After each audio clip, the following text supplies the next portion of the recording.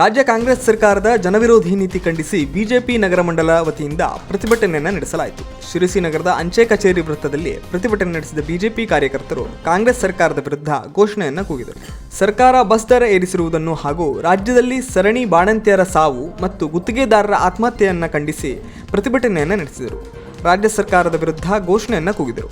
ಈ ವೇಳೆ ಬಿಜೆಪಿ ನಗರ ಮಂಡಲ ಅಧ್ಯಕ್ಷ ಆನಂದ್ ಸಾಲೆ, ಜಿಲ್ಲಾ ಕಾರ್ಯಕಾರಿಣಿ ಆರ್.ಡಿ. ಹೆಗಡೆ ಜಾನ್ಮನೆ, ಶಿರಸಿ ಬಿಜೆಪಿ ಧುರೀಣ್ ನಂದನ್ ಸಾಗರ್, ಗ್ರಾಮೀಣ ಮಂಡಲ ಅಧ್ಯಕ್ಷೆ ಉಷಾ ಹೆಗಡೆ, ಶರ್ಮಿಳಾ ಮಾದನ್ಗೇರಿ, ರೈತ ಮೋರ್ಚಾ ಉಪಾಧ್ಯಕ್ಷರಾದಂತಹ ಅನಂತಮೂರ್ತಿ ಹೆಗಡೆ ಮಾತನಾಡಿದರು. ಪ್ರತಿಭಟನೆಯಲ್ಲಿ ಮಾಜಿ ನಗರಸಭೆ ಅಧ್ಯಕ್ಷರಾದಂತಹ ಗಣಪತಿ ನಾಯ್ಕ್, ವೀಣಾ ಶೆಟ್ಟಿ, ಮಂಡಳ ಪ್ರಧಾನ ಕಾರ್ಯದರ್ಶಿಯಾದಂತಹ ನಾಗರಾಜ್ ನಾಯ್ಕ್, ರಮಾಕಾಂತ್ ಭಟ್ ಶಿರಸಿ, ಜಿಲ್ಲಾ ಎಸ್.ಟಿ. ಮೋರ್ಚಾ ಅಧ್ಯಕ್ಷರಾದಂತಹ ಶ್ರೀಕಾಂತ್ ಬಳ್ಳಾರಿ, ಸಾಮಾಜಿಕ ಜಾಲತಾಣ ಅಧ್ಯಕ್ಷರಾದಂತಹ ರವಿ ಶೆಟ್ಟಿ, ಶ್ರೀರಾಮ್ ನಾಯ್ಕ್ ಮತ್ತು ಹಲವಾರು ಕಾರ್ಯಕರ್ತರು ಇದ್ದರು. ಭಾರತ್ ಮಾತಾ ಕಿ ಜೈ! ಭಾರತ್ ಮಾತಾ ಕಿ ಜೈ!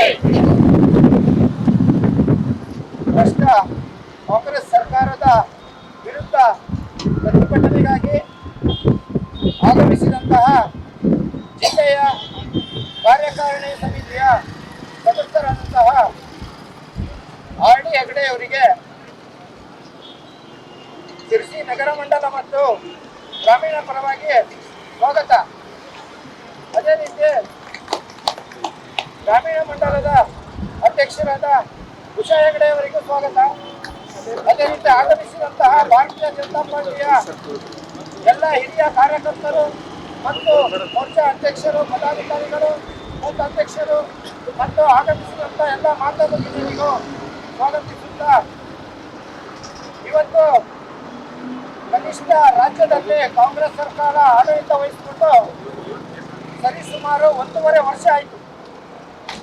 1.5 ವರ್ಷದಲ್ಲಿ ತಾವೆಲ್ಲ ಗಮನಿಸಿದ್ದೀರಿ, ಇವತ್ತು ರಾಜ್ಯದಲ್ಲಿ ಒಂದೇ ಅಭಿವೃದ್ಧಿ ಕೆಲಸ ಆಗಿದೆಯಾ?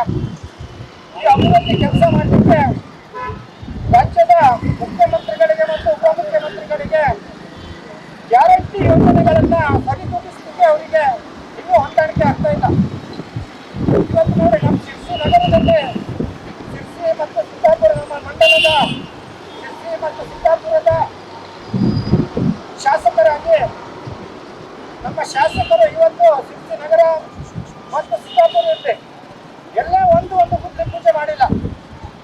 ಕಾರಣ ಕೇಳಿದ್ರೆ ಅವರಿಗೆ ಅನುದಾನ ಕೊಡ್ತಾ ಇಲ್ಲ.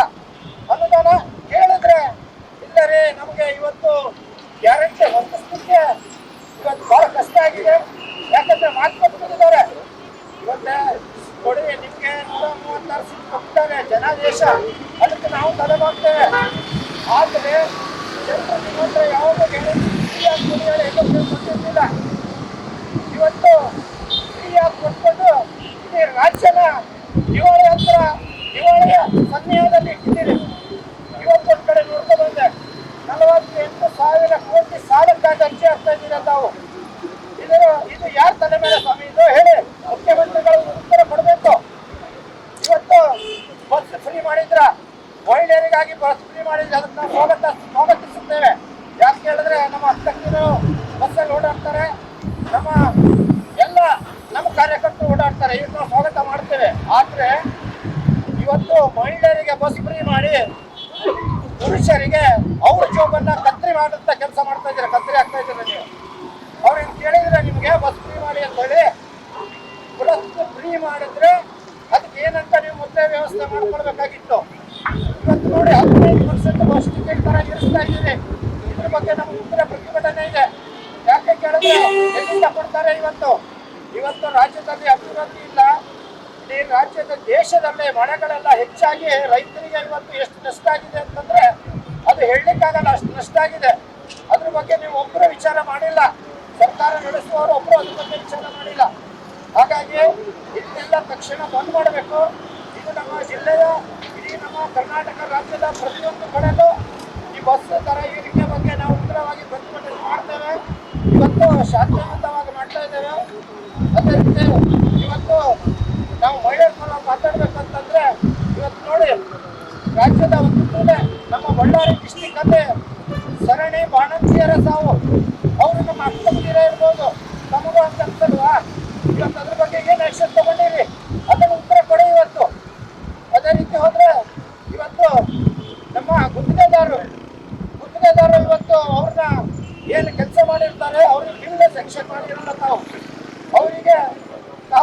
ಅನ್ಯಾಯವಾಗಿ ಹಿಂಸೆ ನೀಡ್ತಾ ಇದ್ದೀರಿ, ಹಾಗಾಗಿ ಅವರು ಆತ್ಮಹತ್ಯೆ ಮಾಡ್ಕೊಳ್ತಾ ಇದ್ದಾರೆ. ಇದಕ್ಕೆಲ್ಲ ಉತ್ತರ ಕೊಡೋರು ಯಾರು?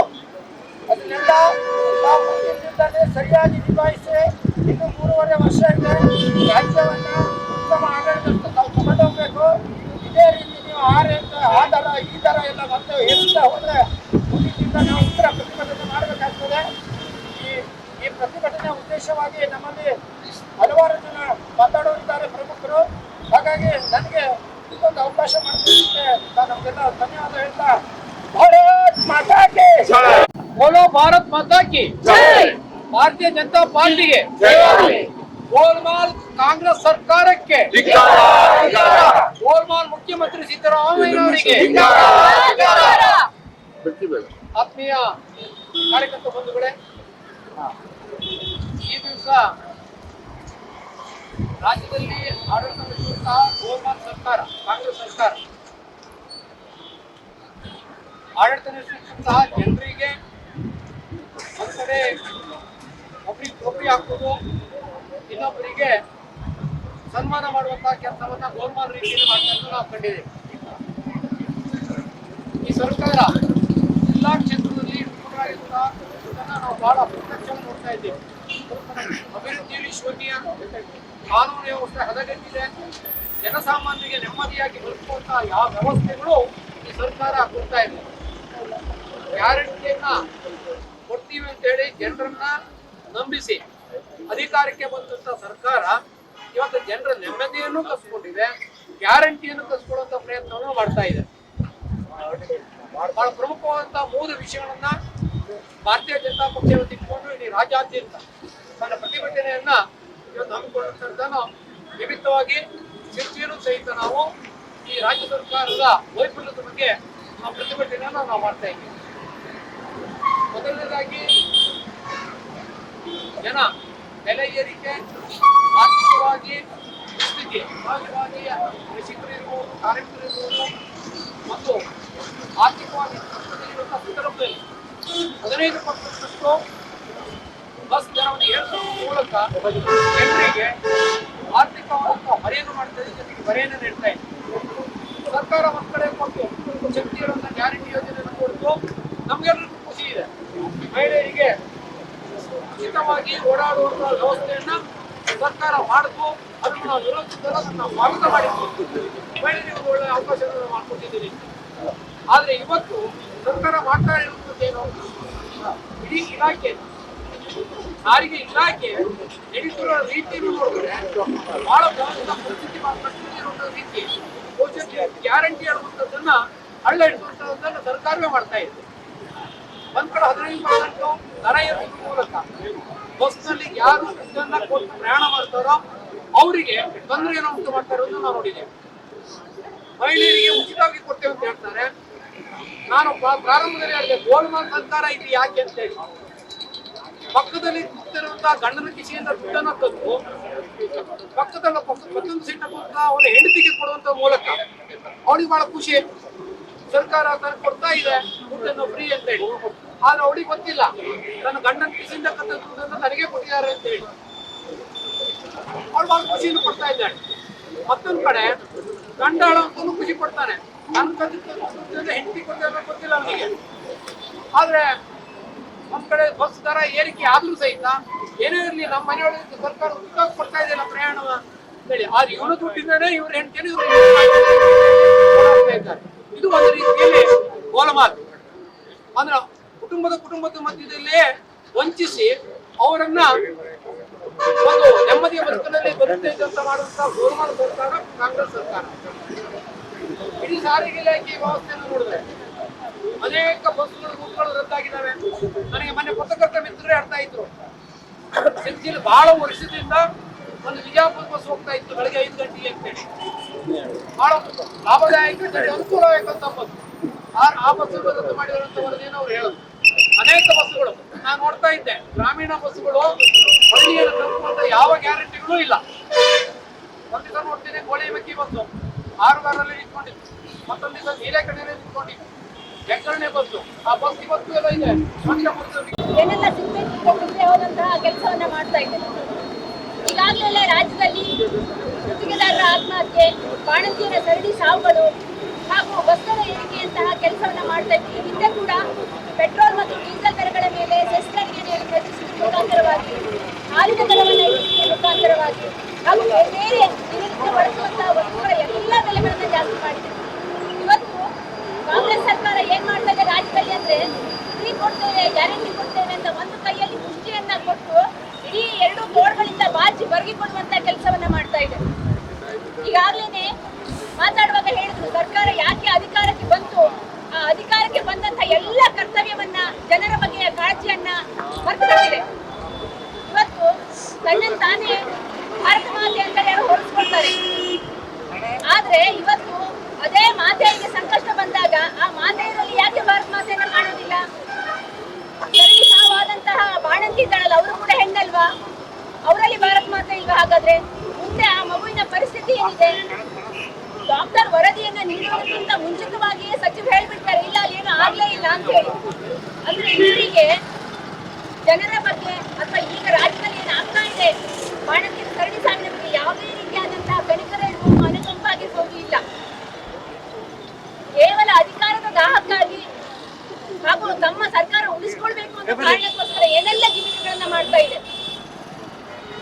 ಹೆಣ್ಣು ಮಕ್ಕಳ ಹೆಸರಿಗೆ ಸ್ಯಾಂಕ್ಷನ್ ಆದಂತಹ ಮನೆಗಳ ಬಿಲ್ಗಳಿರ್ಬೋದು, ಅದು ಕೂಡ ಮಂಜೂರಾಗ್ತಾ ಇಲ್ಲ. ಹಾಗೂ ಈಗಾಗಲೇ ಹೇಳಿದ್ರು ಗುತ್ತಿಗೆದಾರರ ಆತ್ಮಹತ್ಯೆ ನಡೀತಾ ಇದೆ ಅಂತ ಹೇಳಿ. ಎಷ್ಟೋ ಸಾವಿರಾರು ಜನ ಇವತ್ತು ದಿನನಿತ್ಯಕ್ಕಾಗಿ ತಮ್ಮ ಹೊಟ್ಟೆಪಾಡಿಗಾಗಿ ಕೃಷಿ ಕೆಲಸವನ್ನು ಮಾಡ್ತಾ ಇದ್ದಾರೆ. ಆದ್ರೆ ಅವರು ತಮ್ಮ ಜೀವವನ್ನ ಕಳ್ಕೊಳ್ಳುವಂತಹ ಪರಿಸ್ಥಿತಿ ಬಂದಿದೆ.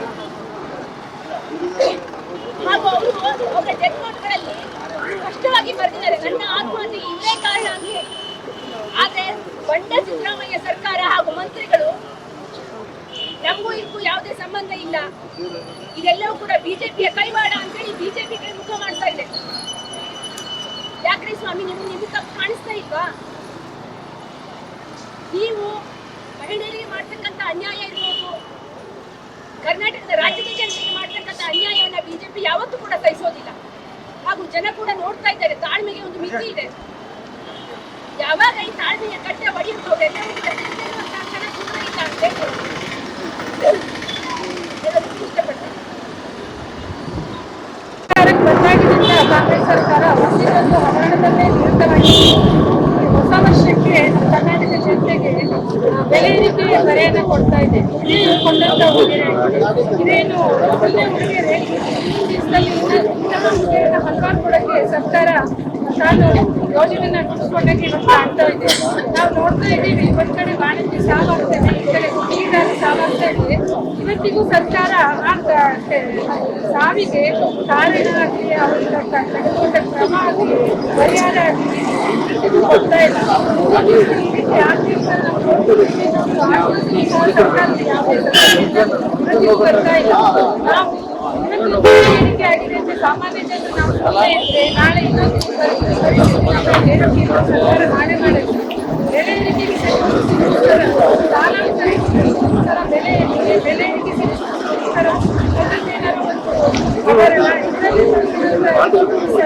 ಇವ್ರದೆಲ್ಲ ಬೇಕಂತ, ಇವ್ರದೆಲ್ಲ ವಿಡಿಯೋ ಬೇಕಂತ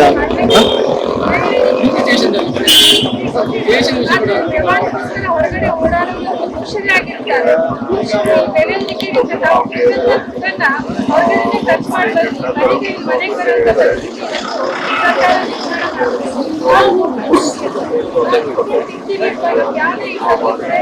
ಪರಿಸ್ಥಿತಿನ ಸರ್ಕಾರ ನಿರ್ಮಾಣ ಮಾಡಿದೆ. ಜನ ಆಚೆ ಕಲಿಸಿದ್ದಾರೆ, ಜನರಿಗೆ ನಾವು ಸ್ಪರ್ಧಿಸಿಕೊಳ್ಳುವಂತ ಕೆಲಸ ಮಾಡೋದಕ್ಕೆ ನಾವು ಯೋಜನೆ ತರಬೇಕು. ಕರ್ನಾಟಕ ಜನರಿಗೆ ಸಾಲದ ಹೊರೆ ತರುವಂತ ಪ್ರಯತ್ನ ಮಾಡಬೇಡಿ ಅಂತ ಸರ್ಕಾರವನ್ನ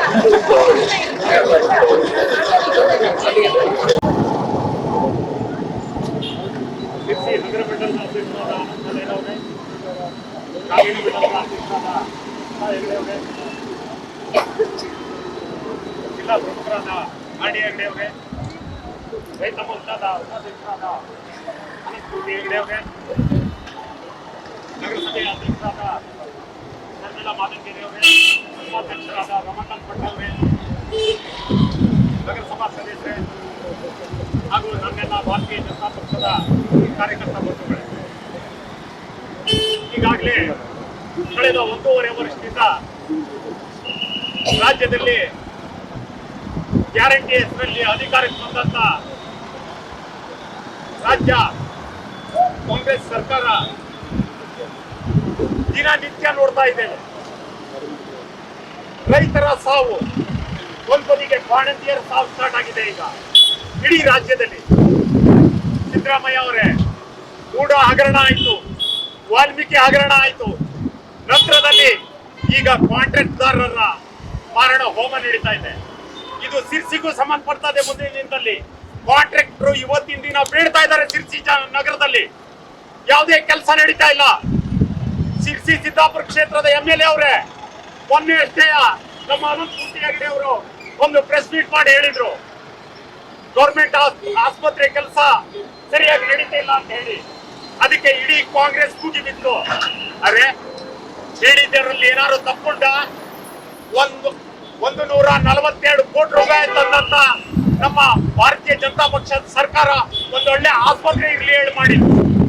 ಇವತ್ತಿಗೆ ಅದನ್ನ ಸರಿಯಾಗಿ ಸಾಂಕ್ಷನ್ ಮಾಡಿಸ್ಲಿಕ್ಕಾಗದೆ ಒದ್ದಾಡ್ತಾ ಇದ್ದೀರಿ. ಅದನ್ನ ಕೇಳಿದ್ದಕ್ಕೆ ಇಡೀ ಕಾಂಗ್ರೆಸ್ ಪಕ್ಷ ಮುಗಿಬಿಡ್ತೀರಿ. ನಾವು ಪ್ರತಿಭಟನೆ ಮಾಡ್ಲಿಕ್ಕೆ ಹೋದ್ರೆ ಮೊನ್ನೆ ವಿಶ್ವ ಹಿಂದೂ ಪರಿಷತ್ತು ಮತ್ತು ಬಜರಂಗ ದಳ ಎಲ್ಲ ಸೇರಿ ಪ್ರತಿಭಟನೆ ಮಾಡಿದ್ವಿ 5 ರಸ್ತೆ ಸರ್ಕಲ್ ಅಲ್ಲಿ. ಆ ಪ್ರತಿಭಟನೆಯನ್ನ ಮೆಟ್ಟುವಂತ ಕೆಲಸ ಮಾಡ್ತೀರಿ ನೀವು. ಒಂದ್ ಸೈಡಿಗೆ ಗಾಡಿ ಬಿಡ್ತೀರಿ, ನಾವು ರಸ್ತೆ ರೋಕ ಮಾಡ್ತೇವೆ ಅಂತ ಹೇಳಿದ್ರೆ ನೀವು ರಸ್ತೆ ರೋಕ ಮಾಡ್ಲಿಕ್ಕೆ ಬಂದ್ ಮಾಡ್ತೀರಿ, ಅದನ್ನ ಚಾಲು ಮಾಡ್ಕೊಡ್ತೀರಿ ಗಾಡಿಯನ್ನ. ಮುಂದಿನ ದಿನ ನಿಲ್ಲೋದಿಲ್ಲ. ಈ ಭ್ರಷ್ಟ ಕಾಂಗ್ರೆಸ್ ಸರ್ಕಾರ ಇಳಿಯೋವರೆಗೂ ಭಾರತೀಯ ಜನತಾ ಪಕ್ಷದ ಹೋರಾಟ ಮುಂದಿನ ದಿನ ನಡೀತಾ ಇರ್ತದೆ. ಪೊಲೀಸ್ ಅಧಿಕಾರಿಗಳಿಗೂ ಹೇಳಲಿಕ್ಕೆ ಈ ಸಂದರ್ಭದಲ್ಲಿ ಇಷ್ಟಪಡ್ತೇನೆ, ಭಾರತೀಯ ಜನತಾ ಪಕ್ಷದ ಕಾರ್ಯಕರ್ತರ ಮೇಲೆ ಏನಾದ್ರೂ ಒಂದು ಕೈ ಮಾಡಿದ್ದು ಏನಾದ್ರು ಗೊತ್ತಾಯ್ತು ಅಂತ ಹೇಳಿದ್ರೆ ಬೀದಿಗಿಳಿದು ಪ್ರತಿಭಟಿಸಬೇಕಾಗ್ತದೆ. ಮುಂದಿನ ದಿನ ಎಚ್ಚರಿಕೆ ಇರಲಿ. ಮರ್ಯಾದೆ ಮಾನ ಅನ್ನೋದೇ ಇದ್ರೆ ರಾಜ್ಯದಲ್ಲಿ ಅಧಿಕಾರವನ್ನು ಮೊಟಕುಗೊಳಿಸಿ ರಾಜೀನಾಮೆ ಕೊಟ್ಟು ಬೇರೆಯವರಿಗೆ ಅವಕಾಶ ಮಾಡಿಕೊಡ್ಬೇಕಂತ ಹೇಳಿ ಈ ಸಂದರ್ಭದಲ್ಲಿ ಹೇಳ್ತಾ ನನಗೆ 2 ಮಾತಾಡ್ಕೊಟ್ಟಂತ ನಿಮ್ಗೆಲ್ಲರಿಗೂ ವಂದಿಸ್ತಾ ನಾನು 2 ಮಾತನ್ನು ಮುಗಿಸ್ತೇನೆ. ಜೈ ಶ್ರೀರಾಮ್. ಎಲ್ಲರಿಗೂ ನಮಸ್ಕಾರ. ಜಿಲ್ಲಾ ಪ್ರಮುಖರಾದ RD ಹೆಗಡೆ ಅವರೇ, ಮಂಡಲಾಧ್ಯಕ್ಷರಾದಂಥ ಅನಂತ್ ಸಾಲೇರವರೇ, ಗ್ರಾಮಾಂತರ ಅಧ್ಯಕ್ಷ ಉಷಾ ಹೆಗಡೆ ಅವರೇ, ಎಲ್ಲ BJP ಕಾರ್ಯಕರ್ತರೇ, ನನ್ನ ಅಣ್ಣ ತಮ್ಮಂದಿರು, ಅಕ್ಕ ತಂಗಿ ಎಲ್ಲರಿಗೂ ಕೂಡ ನಮಸ್ಕಾರ. ಇವತ್ತಿನ ದಿವಸ BJP ಪಕ್ಷದವರು ಪ್ರಮುಖ 3 ವಿಷಯಗಳ ಬಗ್ಗೆ ಹೋರಾಟ ಮಾಡ್ತಾ ಇದ್ದಾರೆ. ಒಂದನೇ ಹೋರಾಟ ಏನಂತಂದ್ರೆ KSRTCಯ 15% ದರ ಹೆಚ್ಚಿಗೆ ಆಗಿದೆ ಅಂತ ಹೇಳಿ. 15% ದರ ಹೆಚ್ಚಿಗೆ ಆಗಿದ್ದು ಒಂದೇ ಅಲ್ಲ, ಮಕ್ಕಳ ಜೀವದ ಜೊತೆ ಆಟ ಆಡ್ತಾ ಇದ್ದಾರೆ. ಸಿದ್ದಾಪುರದ 2 ಬಸ್ಸು ಇತ್ತೀಚೆಗೆ ಬಿದ್ದಿದೆ. ಅದರಲ್ಲಿ ಗಾಯಗೊಂಡವರು ಸ್ಕೂಲಿಗೆ ಹೋಗುವಂತ ಮಕ್ಕಳು. ಇದು ಸಂಬಂಧವಾಗಿ ನಾವು KSRTC DC ಅವ್ರನ್ನ ಕೇಳಿದ್ವಿ. ಎಲ್ಲವೂ ಕೂಡ ಆಡಿಯೋ ಇದೆ, ವಿಡಿಯೋ ಇದೆ. DC ಹೇಳ್ತಾರೆ, ಅದು ಆ ಡ್ರೈವರು ಕಾಂಟ್ಯಾಕ್ಟ್ ಬೇಸ್ ಡ್ರೈವರ್ ರೀ, ಟ್ರೈನ್ ಅಪ್ ಮಾಡಬೇಕು. ತಮಗೆ ಯಾರು ಟ್ರೈನ್ ಅಪ್ ಮಾಡಬೇಕು?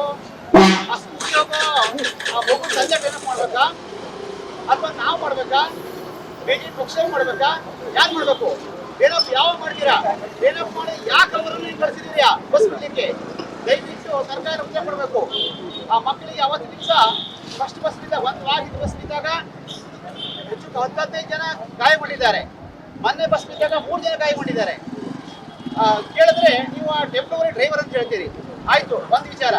ಎರಡನೇ ವಿಚಾರ, ನಮಗೆ ಆ ಡ್ರೈವರ್ ಹೇಳ್ತಾರೆ ಏನಾದ್ರು ಬೋಲ್ಟ್ ಕಟ್ಟಾಗಿದೆ ಅಂತಂದ್ರೆ ಕೆಲಸ ಮಾಡ್ರಪ್ಪ, ಇಲ್ಲ ಹೋಗಿ ಅಂತ ಹೇಳ್ತಾರೆ. ಯಾವ್ದನ್ನು ಕೂಡ ಸುತ್ತಿಲ್ಲ, ಯಾವ್ದನ್ನು ಕೂಡ ರಿಪೇರಿ ಮಾಡೋದಿಲ್ಲ. ಟೈರ್ ಸೌದಿ ಇರ್ತದೆ, ಮತ್ತೆ ಅದನ್ನ ರೀ ಮಾಡಿ ಮತ್ತೆ ವಾಪಸ್ ಕಳಿಸುವಂತ ಕೆಲಸ ಆಗ್ತಾ ಇದೆ. ಮೆಕ್ಯಾನಿಕ್ಗಳೇ ಇಲ್ಲ. ನಾವು ಇದು ಸಂಬಂಧಪಟ್ಟು ಕೇಳಿದ್ವಿ, ಡ್ರೈವರ್ ಹೇಳ್ತಾ ಇದ್ದಾರೆ ಯಾವ ಬಸ್ ರಿಪೇರಿ ಮಾಡೋದಿಲ್ಲಂತೆ. ಯಾಕೆ ಕೇಳಿದ್ರೆ ಏನಂತಾರೆ ಗೊತ್ತಾ DC ಅವರು? ನಾನು ವಿಡಿಯೋ ಇದೆ, ಅವ್ರು ಹೇಳ್ತಾರೆ ಇಲ್ಲ ರೀ, ನಾವು 128 ಜನ ಮೆಕ್ಯಾನಿಕ್ ಬೇಕು ಅಂತ ಕೊಟ್ಟಿದ್ದೇವೆ, ಸದ್ಯದಲ್ಲೇ ಬರ್ತಾರೆ ಅಂತಾರೆ. ಯಾವಾಗ ಸ್ವಾಮಿ ಬರೋದು? ಮೆಕ್ಯಾನಿಕ್ ಇಲ್ಲ, ಬಸ್ಸಿಗೆ ಡ್ರೈವರ್ ಇಲ್ಲ ಅಂತೀರಿ. ಆ ಡ್ರೈವರ್ ಯಾವ ಟೆಂಪರರಿ ಬೇಸ್ ಅಂತೀರಿ ಬಿದ್ದ ಮೇಲೆ. ಅಂದ್ರೆ ನಿಮಗೇನು ಮನುಷ್ಯತ್ವ ಇಲ್ವಾ? ಇದನ್ನ ಆಲೋಚನೆ ಯಾರು ಮಾಡಬೇಕು? ಸ್ಥಳೀಯ ಶಾಸಕರು ಮಾಡಬೇಕು. ಇದಕ್ಕೆ ಸಿದ್ದರಾಮಯ್ಯ ಬರೋದಿಲ್ಲ, DK ಶಿವಕುಮಾರ್ ಬರೋದಿಲ್ಲ. ಇದಕ್ಕೆ ಸ್ಥಳೀಯ ಶಾಸಕರು, ಸ್ಥಳೀಯ ಉಸ್ತುವಾರಿ ಮಂತ್ರಿ ಇದನ್ನ ಪರಿಶೀಲನೆ ಮಾಡಬೇಕು. ಯಾವ ಇಲಾಖೆ ಏನಾಗ್ತಾ ಇದೆ ಅಂತ ಹೇಳಿ ದಯವಿಟ್ಟು ಅರ್ಥ ಮಾಡ್ಕೊಳ್ಳಿ. ಮತ್ತೆ ಇನ್ನೊಂದೇನಾಗಿದೆ ಅಂತಂದ್ರೆ, ನಮ್ಮ ಎರಡನೇ ವಿಷಯ ಏನಂತಂದ್ರೆ, ಒಬ್ಬ ಅಧಿಕಾರಿ ಆತ್ಮಹತ್ಯೆ ಮಾಡ್ಕೊಂಡಿದ್ದಾರೆ ಅಂತ ಹೇಳಿ. ಮೇಲಿಂದ ಕೆಳ ತನಕ ಅದೇ ಸಂಸ್ಕೃತಿ. ಈ ಕಾಂಗ್ರೆಸ್ MLAಗಳಿಗೆ ಏನಾಗಿದೆ, ಯಾರಿಗೂ ಕೂಡ ಗೌರವ ಕೊಟ್ಟು ಮಾತಾಡಿಸೋ ಪದ್ಧತಿ ಇಲ್ಲ. ಬೇಕೋ ಜನರಲ್ಲಿ ಆ ಮಗನೇ ನೆಕ್ಸ್ಟ್ ಮಗನೇ ಅಂತ ಮಾತಾಡುವಂತ ಪರಿಸ್ಥಿತಿ ಇದೆ. ಮತ್ತೆ ಅಧಿಕಾರಿಗಳು ಗೌರವ ಕೊಡೋದೇ ಇಲ್ಲ.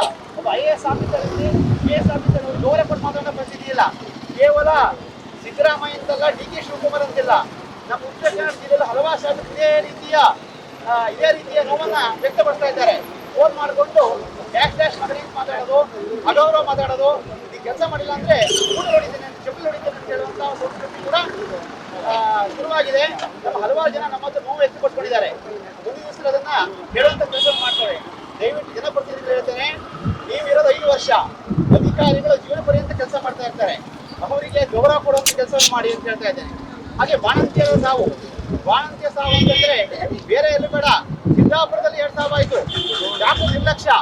ಆಪರೇಷನ್ ಮಾಡಿ ಹೋದಂತಹ ಡಾಕ್ಟ್ರು ಸಾಯಂಕಾಲ ತನಕ ಬರೋದೇ ಇಲ್ಲ.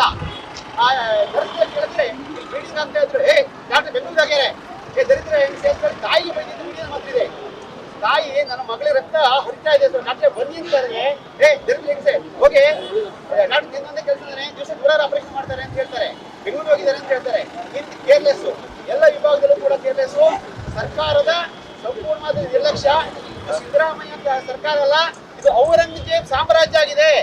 ಕರ್ನಾಟಕದ ಈ ಒಂದು ಸರ್ಕಾರ ಔರಂಗಜೇಬ್ ಸಾಮ್ರಾಜ್ಯ ಆಗಿದೆ. ಇಲ್ಲಿ ಈ ಸರ್ಕಾರಕ್ಕೆ ಮನುಷ್ಯತ್ವೇ ಇಲ್ಲ ಅಂತ ಹೇಳಿ ನಾನು ಮಾತು ನೋಡ್ತೇನೆ. ಎಲ್ಲರೂ ಕೂಡ ನಮಸ್ಕಾರಗಳು. ವೀಕ್ಷಕ ಮಹಾಪ್ರಭುಗಳೇ, ನಮ್ಮ ಚಾನಲ್ ಅನ್ನು ಸಬ್ಸ್ಕ್ರೈಬ್ ಮಾಡಿ, ಶೇರ್ ಮಾಡಿ, ಪ್ರೋತ್ಸಾಹಿಸಿ.